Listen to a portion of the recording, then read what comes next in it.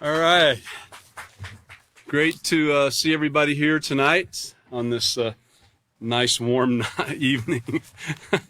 Please be seated if you're standing up there. Excuse me. So, for those of you that braved the cold and came on out, great to see you. And for those of you that are watching online, please be aware that you can download the books that we're learning out of now at this time.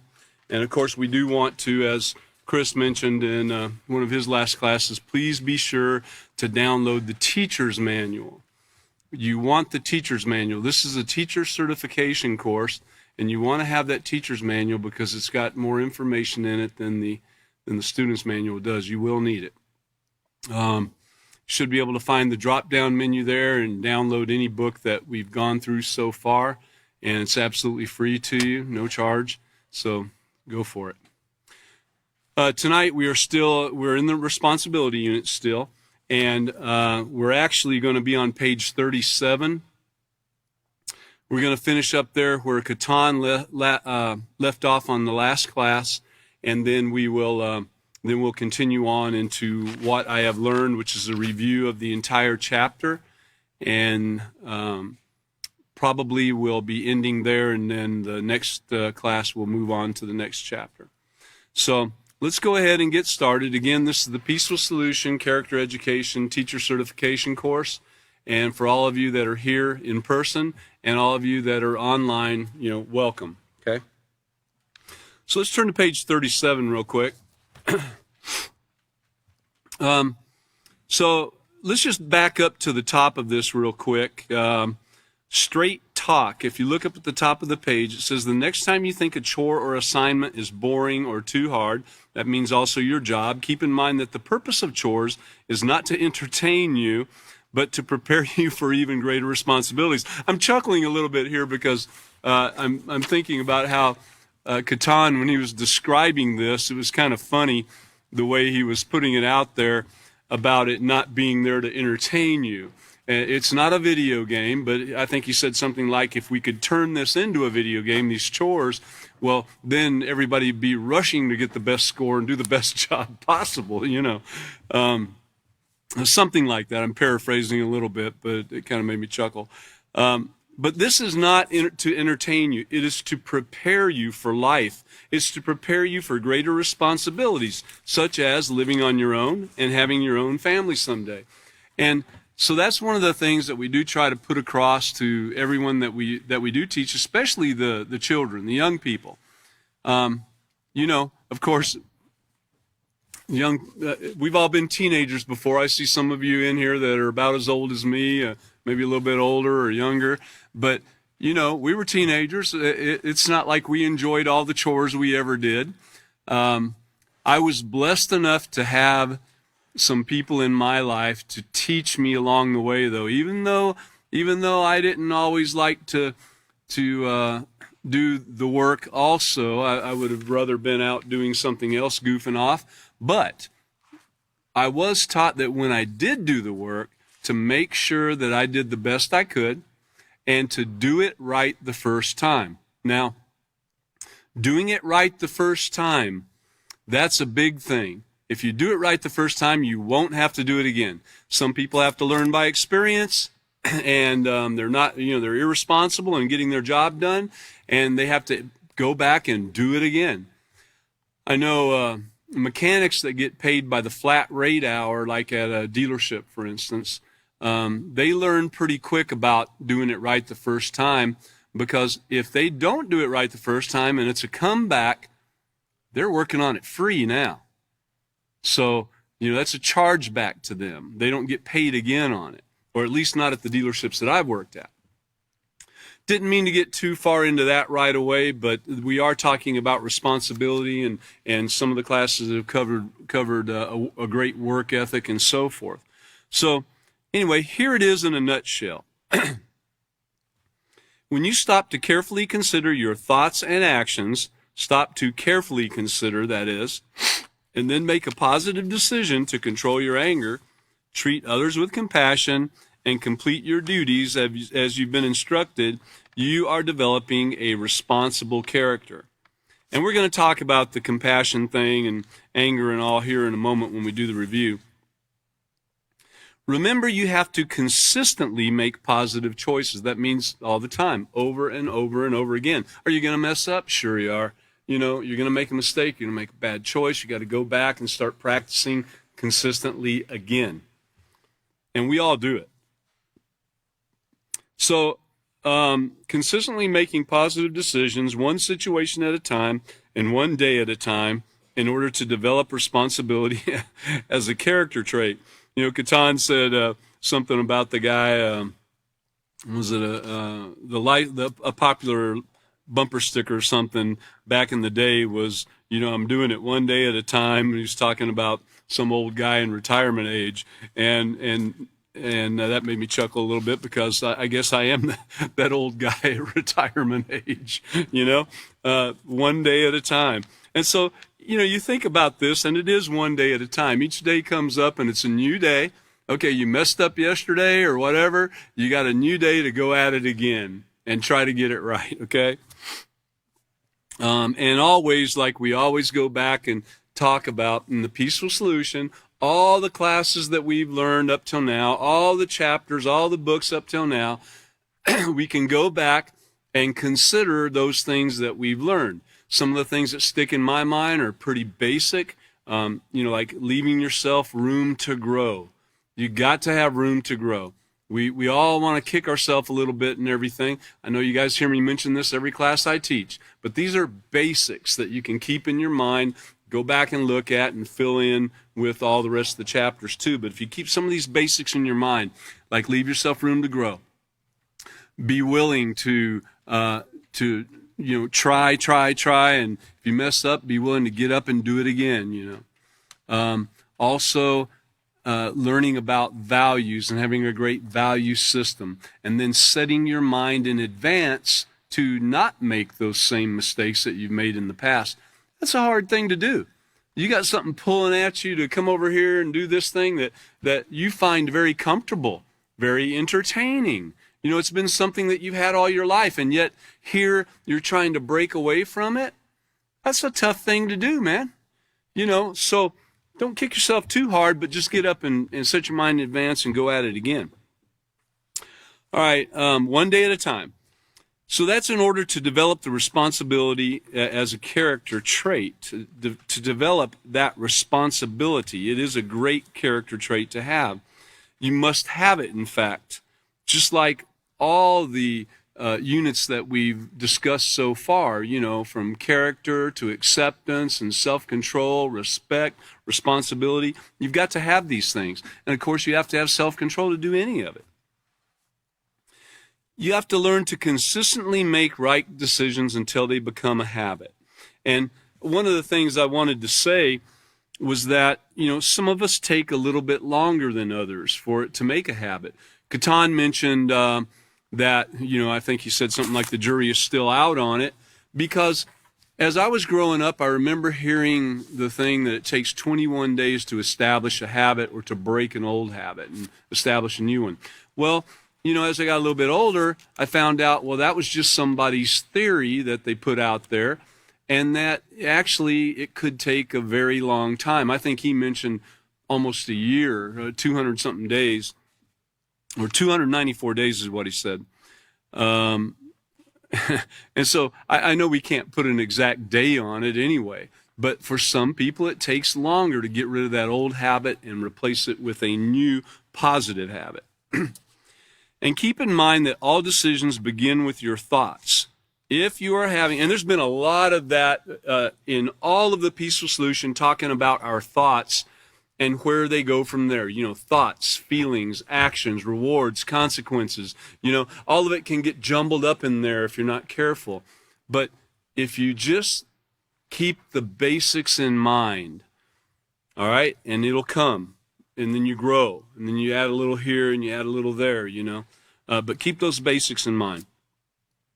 If you're having a hard time controlling your thoughts and you find yourself focusing on the negative, start replacing those negative thoughts with positive ones. And you know, a couple of the last classes that I was able to share, with you is that the difference between the optimistic person and the pessimistic person.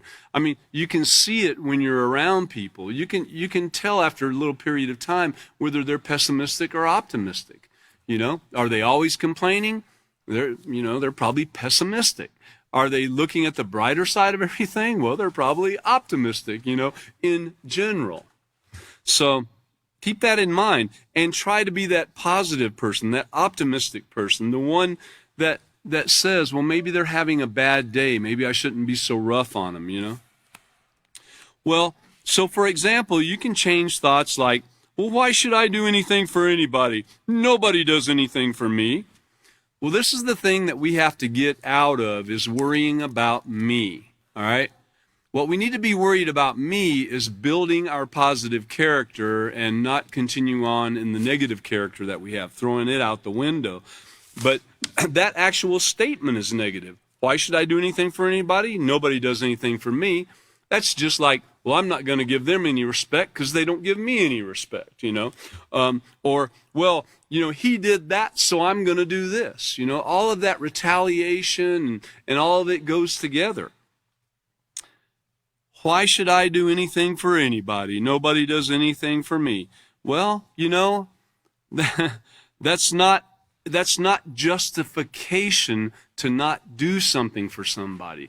That just means that you've made a decision to practice negative character and not be positive. That's all. It doesn't matter what anyone else did. See, you can't change anybody. I can't change you. You can't change me. If I'm doing something that you don't like, you can't change that. The only thing you can do is change how you feel, how you think and you feel and you act according to what's taking place. That's what you can change. If somebody's ranting and raving at you and going off, and you don't have to join in. I mean, you can remain quiet. You can try to ease in there somewhere and ask, can we look at doing this differently, or do we need to be handling it this way?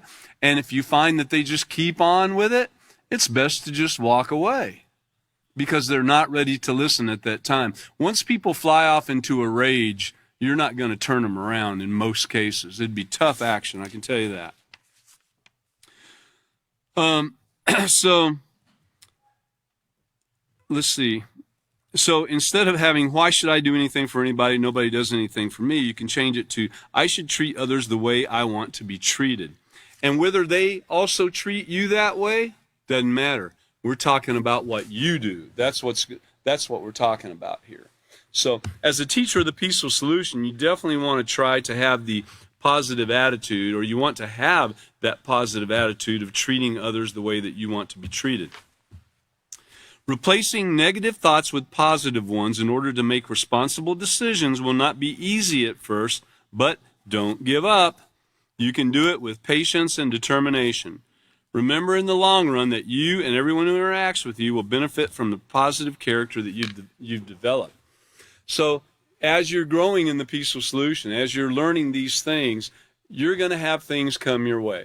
And how you deal with it is going to determine how well you grow. If you mess up and you just fly off into a rage, well, there you go. You can see that if you can accept it, that you need to change that, then you can work on changing that. If you don't accept it and you think you were justified or in the right for that rage you went out on, then you're never going to change on that. You have to first accept that that's not right. No matter what that person said to you, no matter what that person did to you, that rage and that attack is not correct. It's negative, and it is not going to get you anywhere with the Peaceful Solution, okay? You got to come to that realization. So in the long run, and everyone who interacts with you will benefit from the positive character that you have developed, okay? One of the things too that one of the teachers in one of the last classes, when we were talking about decisions and choices and everything, is that it's said that we make at least 35,000 decisions each day, whether with our conscious mind or subconscious mind. The decisions are made. And I haven't sat back and counted them. I've been too busy doing things than to sit back and count how many decisions I make, other than the one to not sit there and count decisions. So, but let's turn over to, let me see, I think it's page F, page E, lesson plan 2, page E in your responsibility teacher's manual.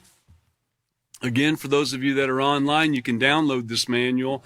If you look up if you find the drop-down menu, I think it's easier to find on the phone than it is on the computer. But so let's look at procedure number 8, because we're in the process of now concluding this lesson. We're fixing to be on the last page.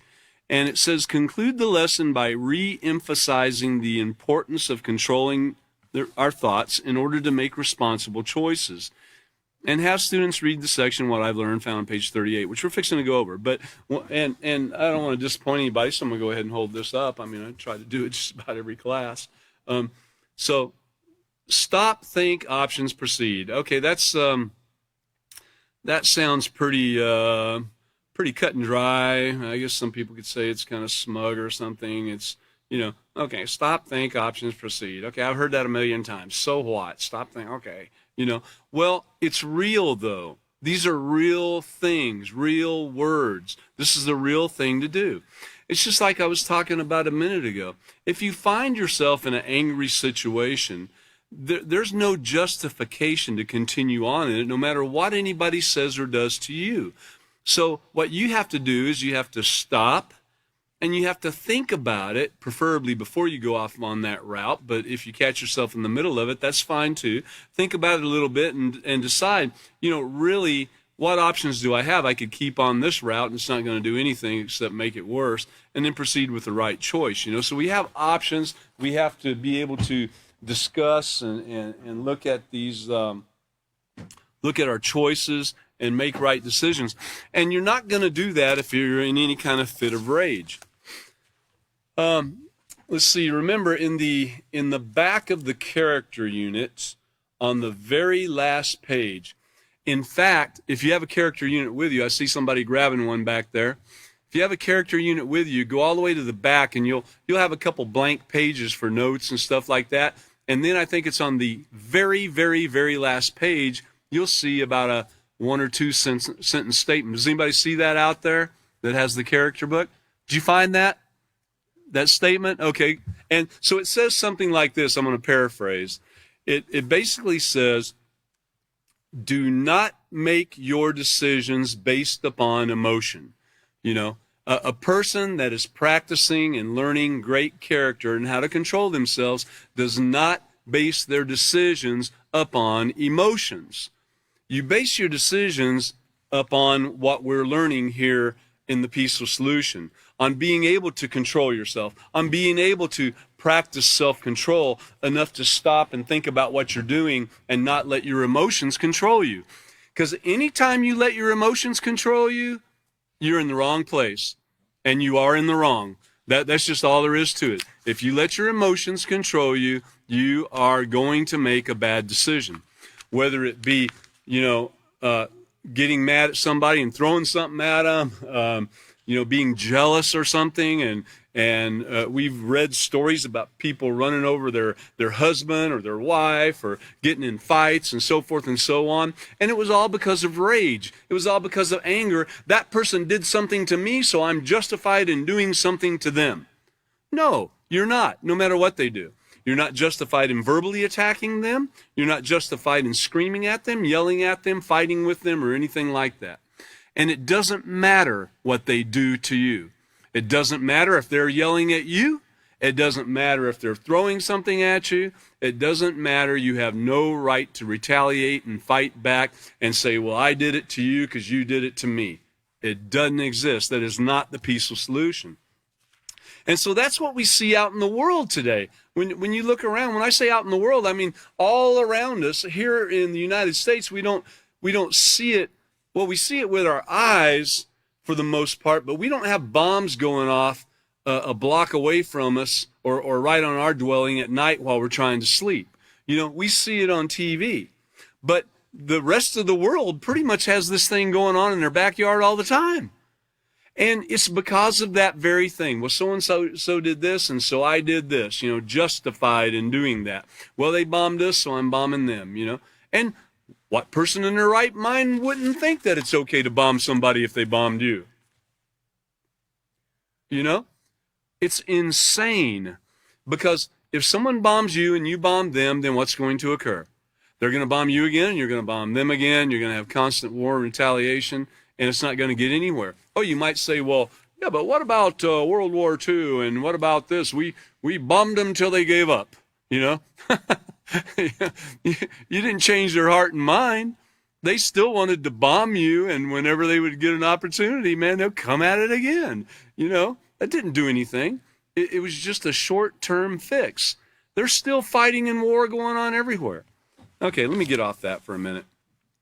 So we're going to what I have learned, found on page 38, okay? Let's go ahead and go there. Got to get started here. So the very first point on what I've learned, or reminder on what I've learned, it says, in order to develop a responsible character, I must always be aware of my thoughts. Man, I can't stress that enough. If you're having a hot thought about somebody, if they said something you don't like, hey, guess what? Calm down. Think about it. Be aware of that thought you're having before you go off in a rage, or before you do anything, before you steal something, or before you make a decision to gossip about somebody or anything. So you got to ask yourself, are they positive or negative, these thoughts you're having, and how will they affect my actions? Now, we've been learning how to take care of this for a long time now, on how to replace our hot thoughts with cool thoughts. In fact, I think that was on page F. I think Chris might have been the teacher on that particular night, but it was talking about positive thoughts and negative thoughts, and what you can, in fact, we might go over that in a minute, but how you can replace those thoughts with positive ones. How will it affect my actions? So let's go to page 25 real quick. And you know what? Let's go ahead and go over to page F real quick. Lesson plan 2, page F. That's the one I was thinking about just then. So identifying the thoughts. I'm not going to read that up at the top, but here, look at that first box. It says, here's a thought that comes into a person's mind. Well, he's so stupid. Is it positive or negative? Well, it's a negative thought. Okay, well, what could be the consequences or rewards of that? You can begin to devalue that person. You can begin to feel like he or she has nothing to contribute. And guess what? This is not a one-time thing. When you start thinking that about somebody, it's going to build into your character, and every time you look at them, you're going to look and say, kind of frown a little bit when they go by. You want to spit on the ground or something because they're so detestable to you. It's going to grow like that. It's not something that goes away. If you let this build within you, that's how it's going to get. You're not going to have any respect for their authority. You're not going to have any respect for their life. You're not going to even think that they should be in the human race, in fact, In fact, in the respect manual, it actually states that in chapter 5 somewhere. I think it states that really when you're doing that, you're basically saying that the person doesn't even deserve to be part of the human race. If you find it's in a different chapter, let me know, but it just came to mind. But you might even tell others your opinion about a person and cause someone else to feel the same way. Have you ever had that occur? I have. I can tell you right now. I have had people in authority even, and mostly that's the ones that stick into my mind, because if a person in authority is saying something about somebody that's bad, that's negative, that would normally be considered gossip, guess what? That goes in you, especially if you look up to that person. If you look up and have a certain amount of honor for that person, and they say something about somebody, you're going to believe that. And next time you see that person, you're going to think, oh, man, that's a second-rate citizen. He doesn't deserve to be part of the human race. Oh, that's scum. That's what's going to be going on in your mind. So don't listen to that crap from anybody. If it's something negative about somebody, and, it doesn't have to do with maybe you're a police officer or in some kind of security or something, and you're being told something negative about somebody because you got to keep an eye on the situation, that's a whole different deal. Gossip is something that doesn't even need to be. All it is to manipulate and control, and either trying to downgrade a certain person or just trying to manipulate the person that it's being told to. So stay away from gossip. It's one of the worst things that there is. It ruins lives. Replacement thoughts. So just because he doesn't know something doesn't mean he's so stupid. That's a replacement cool thought that you could have. Look at another one. I hate myself. I'm always doing something stupid. Well, that's a negative. You can form a low opinion of yourself, just like the other person we were talking about. And you can just look at yourself in the mirror and just hate everything you see and what's going on. And then you're going to be that negative, pessimistic person. And every time you get around somebody, you're going to drain the life out of them, So you can learn from the mistakes you make and make better choices, like we talked about. Don't kick yourself too hard. Set your mind in advance. Do it the right way next time. It's hard to do, but you can do it. So in looking at that, there's another one down there a little ways. I'm glad he fell. He deserves it. Well, that's a negative, By wanting someone to be hurt or injured, you show a lack of compassion. I remembered one book I read that said something along the lines of, don't be too joyful, or don't be joyful when your enemy, I forget exactly how it goes, but something like, don't be joyful when your enemy fails. And basically what it's saying is you could end up in the same place, So don't, nah, and all that, Well, here's a positive one. I'm glad I spoke to her. Although she's different from me, she seems like a great person. And the consequences or reward is you met new and interesting people. Being accepted by others brings unity and peace. You must have friends, okay? Everyone needs friends. But you want the right friends. You don't want those that are going to lead you into things and influence you negatively. Page 25 also is the page to look at right there. Every action, whether responsible or irresponsible, begins with a thought. That's right. Every action begins with a thought, sometimes even thoughts you're not aware of. Your mind is a powerful tool in shaping and developing character. What you think about, whether positive or negative, will affect what you believe, it'll affect your values, and ultimately how you behave. Get that? I mean, what you think about, even those few thoughts that first are formed when you see a person, it's so critical in keeping things open and positive. Now, don't get me wrong, you want to look and see and watch a person's actions and see what's going on to see if that person is going to be a friend, someone that you can trust to make right decisions and influence you in a positive manner, and you influence them and so forth. But you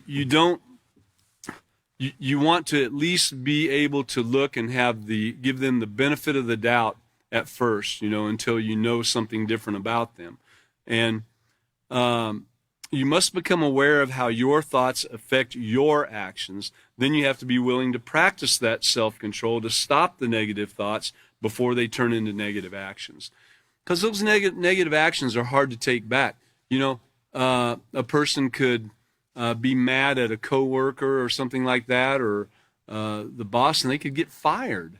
I mean, they could lose their job. And in hard times, I know a guy that had a very, very high-paying job, which, there's people in business and everything make much more, but for a job, someone making, a couple $250,000 a year is pretty great, And this person, because of letting the feelings build, because of the thoughts he was having, he let the feelings build, and then the actions took a negative turn to where he actually lost his job that day, where it was absolutely unnecessary. So, and then when you go back and you think about it, a lot of times you can't go back and change that. You can go back and say, oh, boss, can I have my job back, please? Sometimes that might work and sometimes not, But have you ever thought about how your mind works and why you make the choices you make? And it's baffled mankind for thousands of years. If you look down at the bottom, and this goes back to that thing before, and sometimes you guys might have seen in some of the classes we've done, talking about everything being synergistic and working together, and everything kind of flows in this big circle. There's thoughts, feelings, actions, rewards or consequences, in the big circle. Well, same thing with our thoughts right here. The mind is divided into two parts, conscious and subconscious. And the conscious mind is your reasoning mind. You can actually think about things and decide. You can make decisions based upon with your conscious mind. It enables you to make choices and decisions. What you think with your conscious mind feeds into the subconscious mind, whether positive or negative. Now, on the next page, on page 26, it says the subconscious mind often functions automatically. You don't have to do anything for it to work. It functions because you're alive. If you had to consciously remember to breathe, you'd probably forget to breathe, just like you forgot where you left your books or your keys. Subconscious mind, handles a lot of things. But it also can be a detriment sometimes in some of the things that are brought back up into your mind. So the more great stuff you put in with your conscious mind, the more it fills your subconscious mind, kind of kicks out some of that other stuff. I mean, even like right now, there's no reason for me to think about any certain time in my life, but I could pick out a time in my life right now of something positive occurring or something negative occurring, and it plays back like a movie in my head right now. I can even remember some of the smells. I can remember some of the sounds. I can remember who was there. Sometimes I can remember what they were wearing or what they were doing or what have you.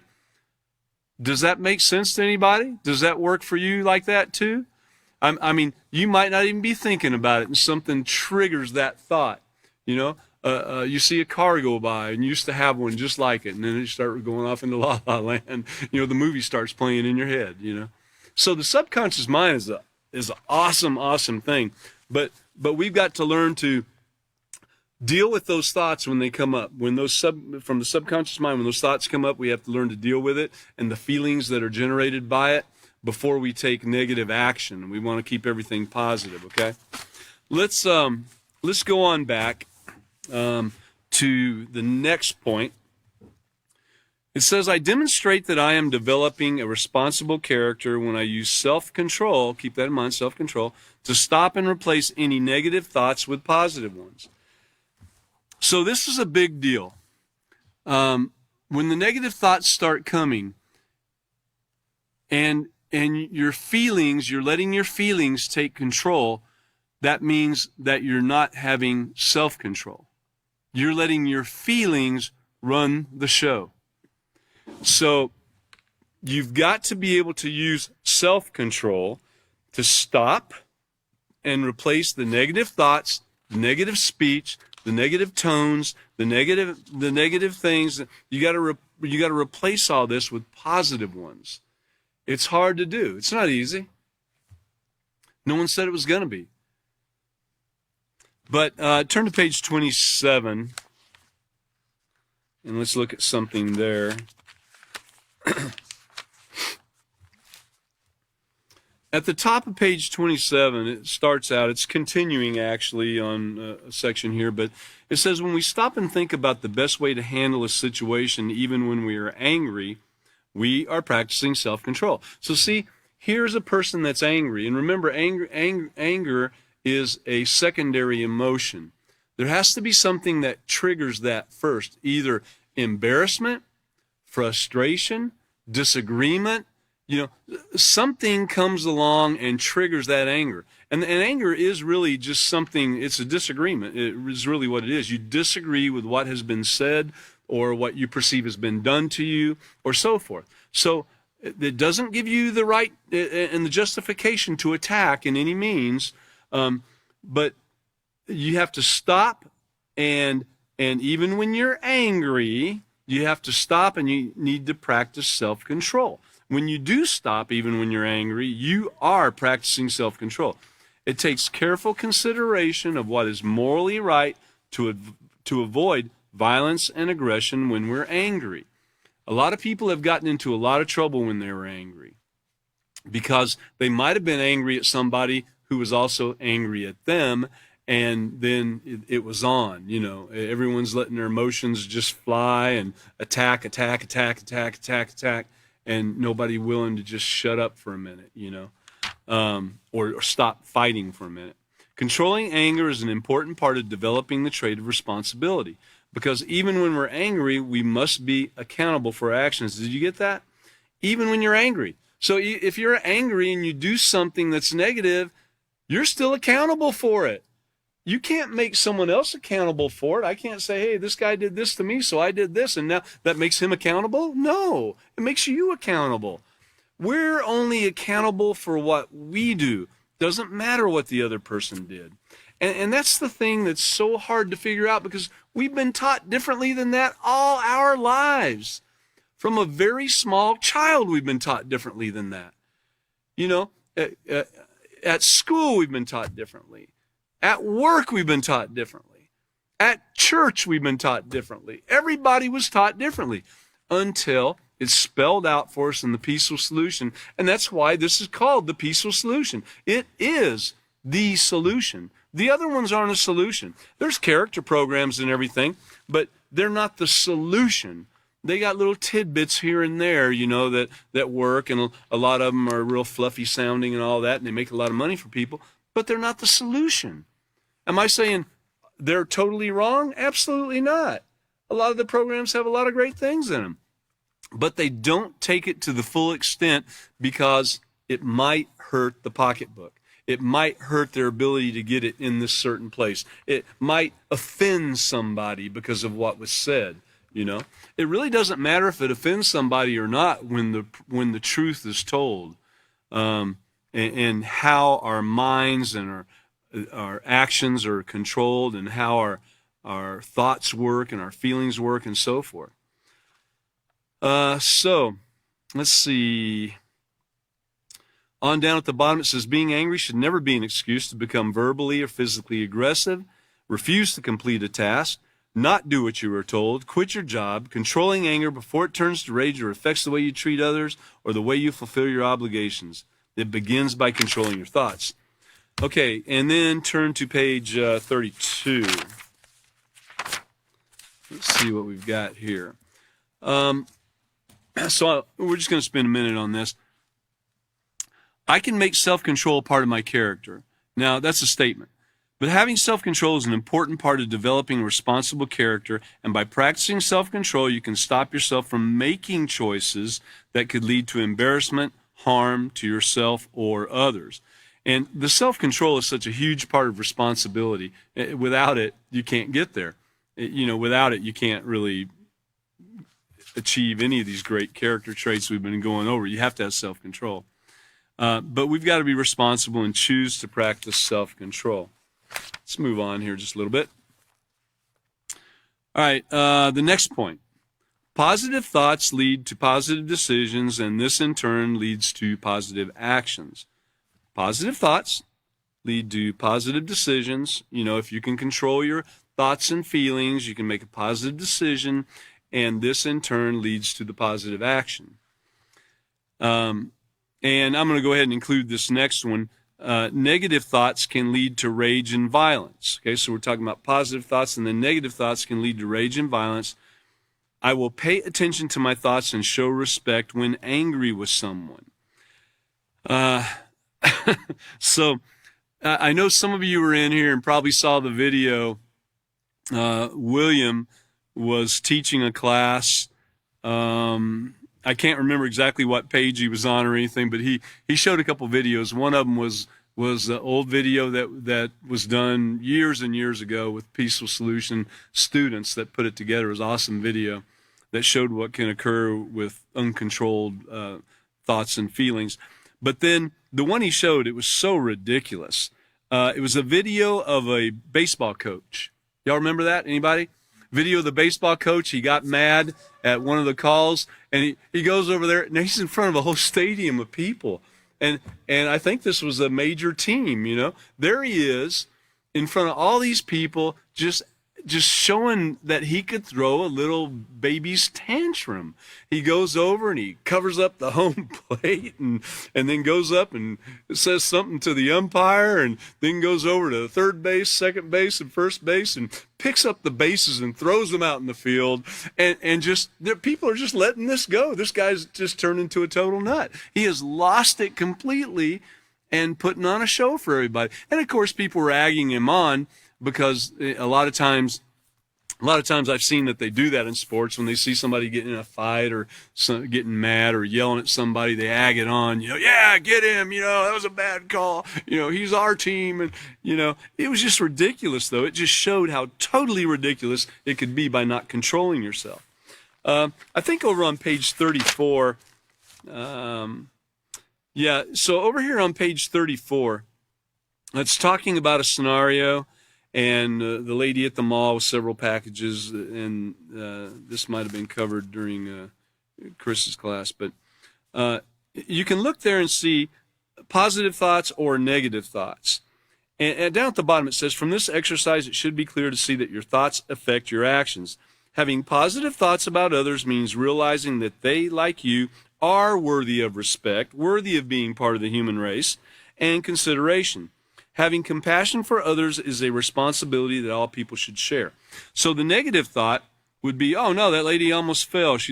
Or positive thoughts, I'm sorry. Oh no, that lady almost fell. She looks like she's having trouble. And these are suggestions in your book if you have a teacher's manual. And then another positive thought is you could go help her by opening the door or ask if she needs help picking up the packages, an old lady. Negative thoughts would be, old people are so pathetic. She can't even open the door, Go home, blue hair, Or you totally ignore her and go out another door, leaving her struggling to keep the door open while the rest of her packages fall to the ground, I mean, that's not the right thing to do. And that would be a negative thought there. So positive and negative thoughts. So positive thoughts lead to positive decisions, and it leads to positive actions, and negative thoughts can lead to rage and violence, which we'll go into a little bit more on the rage and violence part. That didn't really go into that right there, but it does go into how it does produce negative actions. Let's look over here. Page 33. I show compassion when I'm careful to never intentionally harm someone else, and I'm careful how I speak to others. That covers a couple different areas there. I show compassion when I'm careful to never intentionally harm someone else, and I show compassion and I'm careful how I speak to others. Let's go to page 33 for a minute. And of course, this is like the highlights of these things. This is not a in-depth review. That could take hours, but it's the highlights of what we've been through so far, and hopefully to encourage the desire to go back and look at these things. And if you only get one thing, I mean, you're not going to remember everything, but if you pick up one thing that you can remember from each class, or one thing from each page, or something that will pop into your head the next time something comes up, and it would be a great time for it to, then we've succeeded in helping to get on this right road of building positive moral character. And as a teacher, if there's one thing that you can get your students to remember of something that you said, then hey, that's a great achievement in itself. But it's about constantly going back and looking and studying and remembering where some things are at in the book, and go back and say, now, what did it say about this right here? Why am I feeling this way? How should I conduct myself, and so forth? It's all there. It's for us. And Chris was talking about, having it on your phone where you can actually look up anything in any of the books. You can look up things, by the topic. You can look it up, and it helps not only in teaching a class, but it would also help you also in daily life, being able to look up something, to do with anger or what have you. Okay, compassion, the art of caring. Another way you can make responsibility part of your character is to have compassion. Compassion is to care for others and to have a desire to relieve their suffering. This also involves controlling how you think. If you see someone in need, think about how you would want to be treated if you were in a similar situation. I want to make sure we get this note of caution in. Having compassion for others does not mean putting yourself in danger to assist every stranger you meet, nor does it mean giving $5 to every bum on the street, because you might actually be practicing something less than compassion by doing that. Because if you give them the $5 and they go over to the local liquor store or go to the store and buy some cigarettes that are bad for them also and do whatever with it, have you helped them? Oh, you helped put another nail in the coffin. So was that compassion? So you got to be aware of this. You have to be aware of what you're doing and make proper decisions. And if you're thinking about doing something, you don't know if it's right or not, you can always call and find out, you can always call and get some advice. One of the things that I remember in one of the classes was speaking of a killer. There was like if someone was let go, if you were let go by somebody, if someone had you hostage and they had killed some people and everything, and they let you go, should you look at that person as a kind, compassionate individual? Well, if he continued being a killer, he's a killer, and he continued being a killer, he's not kind and compassionate. No. Just because he did something for you at that one given time does not make him kind and compassionate. For some reason, he might have let you go, but that does not change what the person is. He's still a killer. And that was in one of the last classes, I think one of the last probably 5 or 6 classes. But anyways, not to spend too much time on that, but also, I don't know if I mentioned this yet, but, foolish pranks, never intentionally causing harm to anyone else, but pranks, like pulling a chair out from under somebody when they're about to sit down, that can cause massive hurt to a person. Not only embarrassment and so forth, but also a person can get hurt. Chris did tell a story of a girl in school, when he was in school, that I think someone was pulling her shoe off as a prank or whatever, and she fell, and the way she hit the ground, it busted her hip or knee or something like that. And for years, she was going through surgeries and everything, trying to get back to some sense of normality. All over a foolish, stupid prank. So think about those things before pulling a prank on someone. I know that on the internet now, one of the popular things is they call it pranking, that they pull pranks on people. And these pranks, they can be very dangerous. So you should think about that and have compassion for the other person. You don't want to cause any harm to anybody else. Let's go ahead and... down at the bottom, let's look at the last paragraph. You can also show compassion by being careful about how you speak to others. Don't tease or make fun of others. Use your words to bring someone down or something like that. You could say something kind. Now, I know sometimes we as, like family members, they sometimes say things to each other and down each other or so forth. Or I know working together with people sometimes, people say things like, well, I could have probably already had that done and stuff like that, really, that stuff, I know we look at that as just workplace banter or workshop banter, school banter, stuff like that. But really, it can have an effect on people. And I remember I told this story before, but I remember going and eating at a person's house. One of the other Peaceful Solution teachers was with me, actually. And we had eaten at this certain person's house for several times. And it seemed like every time the meat got burnt. It got burnt like every time. And we would always make fun of it. Oh, yeah, there we go, another burnt, called it burnt offerings, I think. But anyway, so it was all funny and everything. But there came a time, probably third or fourth time, that took place, and we made fun of it and everything, and the person got really mad and said, well, if you don't like it, you can go eat somewhere else. And he trashed the meat and closed the barbecue and went inside the house, and that was it. He didn't like it. He never did like it. We thought it was all funny before, and he laughed and all that stuff, but he wasn't really laughing inside. You know what I mean? So even though you think it's funny and you think the other person thinks it's funny, it might not be. So you got to think about what you're doing. This was years ago, and I think we've both learned to get past that type of thing. But I do mention it as something that occurred personally, even with me, that I know of, you know. And of course, the person has since forgiven us for our stupidity. So, but anyway, we were not showing compassion at the time, and so that's something to look at and keep in mind. Okay, now here's one right here, page 35. I cannot wait until we get to the workplace manual. I am looking so forward to that, and I know a lot of you guys are too. It is so awesome, and everything is just beautifully laid out. I can't say enough about it. But so let's turn over to page 35. This says, I practice a positive work ethic when I control my thoughts in regards to my duties and obligations. I will strive to work up to my full potential and do everything exactly as I have been instructed. Let's look at it again.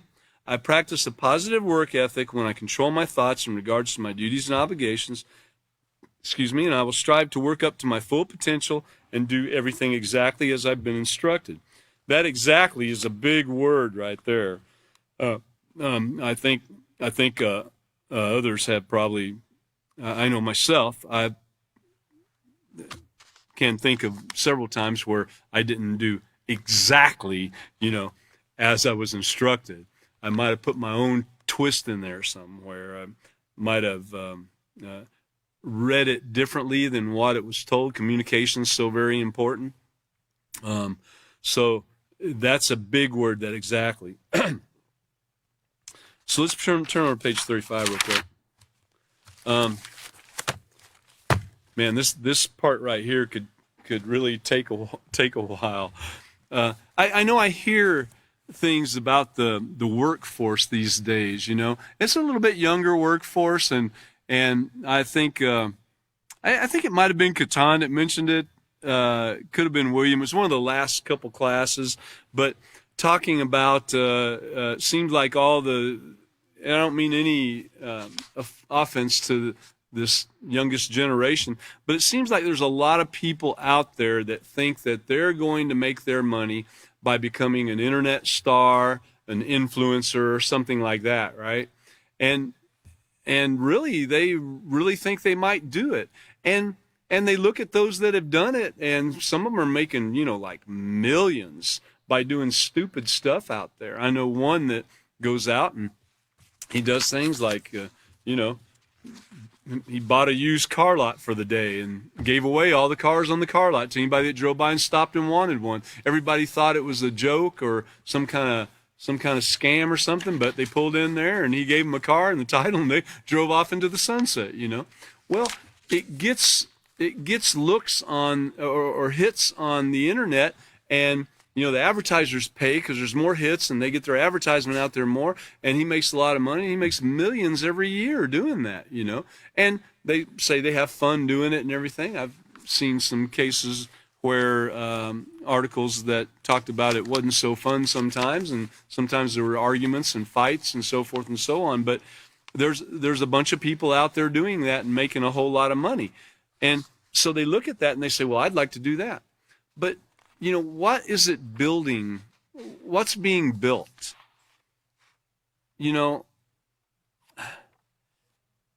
Is it really doing anything to benefit society? Did giving somebody something that they didn't earn help that person? Probably not, But anyway, let's look at page 35. Developing a positive work ethic. That word work. That's a four-letter word to some. It is a four-letter word. Okay. Have you ever heard the saying, if you're going to do something, do it right? Okay, so this right here is the thing. Well, if you're going to do something, do it right. Okay, now, right is sometimes different in people's minds, okay? Now, if you have full thought and control over what you're doing, then you can say what is right in your mind and do it exactly that way. If somebody else is in authority over what's taking place and they give you some instruction and you think, well, he doesn't know how to do it right, so I'm going to do it right, then guess what? You've done it wrong. So if you're going to do something right, do it right. What this means is that we should work up to our full potential and do everything to the best of our ability. This is called having a positive work ethic, and it's another important part of developing a responsible character. I've never been in the military myself, but I've been in some military situations and some schools. But one of the things that I remember is the discipline. And building discipline in people that had no discipline, they did a lot of different things, including you had to make your bed every morning and have it made a certain way. Some even mentioned, like, you drop a quarter on it, if it doesn't bounce, they tear it all off and you do it again, you know. Or I also remember my wood shop teacher, when you would take it to him and say, I got my piece of wood finished, it's all sanded and nice and pretty, and he'd feel of it and he'd take his pencil out and draw all over it and say, now sand that off. And when you sand that off with a block, then you'll be there, you know. And so it built some discipline in doing things right and so forth. And there's lots of different ways that build discipline in different areas, but that's one of the things in doing a job. If a boss or somebody tells you what to do in a certain way, you should do it in that way, whether you think it's right or not. If somebody tells you that the proper way to spray with a spray gun and you're painting a building is to turn it upside down and spray this way like that, and that's the way they want it done, it doesn't matter how many years you've been painting. You need to turn that sucker upside down and spray it just like he wanted you to spray it, because that's what he's paying you to do, and he's the authority. And he might just wanting to see if you're going to, obey directions. That might be what the whole thing is about. So we got to think about those things. But, and then, doing it right the first time. Again, doing it right the first time. Right might be according to who you work for. I remember when I was painting ships, I thought I was the best ship painter that ever lived. I could put that paint on, man, and do a great job and just make it look perfect all the way. And one day the boss comes up to me, the head guy comes up to me. He wasn't plant manager, but department manager or something. He said, David, he said, you're a great painter, but he said, look, you're taking a little bit too long on this. This is not a car. It's a ship. So he said, let's move along a little faster. It doesn't have to be perfect, okay? So then I learned that right in his eyes and right in my eyes was just a little bit different, but I still applied it right and everything. I just moved along, and it didn't have to be quite to the detail that I wanted. I was getting paid to do it the way he wanted, that the company wanted. And I learned that. So doing it right the first time, the way they wanted it done, that's what I wanted to do. But this is called having a positive work ethic. It's part of it. And it's another important part of developing a responsible character. Do you consistently do your best, or do you do it halfway and without careful consideration for the quality of work you're doing? You got to think about that, the quality of work. Now, regardless of what type of job you have, if you have to have comebacks or do-overs or something like that, you're putting a roof on a house and you get a call 3 weeks later and they got a leak in it. Now you got to go back and spend time and do that, where possibly if you're taking a little more care and concern with those staples or nails, you might not have had that leak. Do it right the first time. Or, fixing a car, painting a house, doing some plumbing, for the women out there, sewing something or whatever. Maybe you're an electrician or something.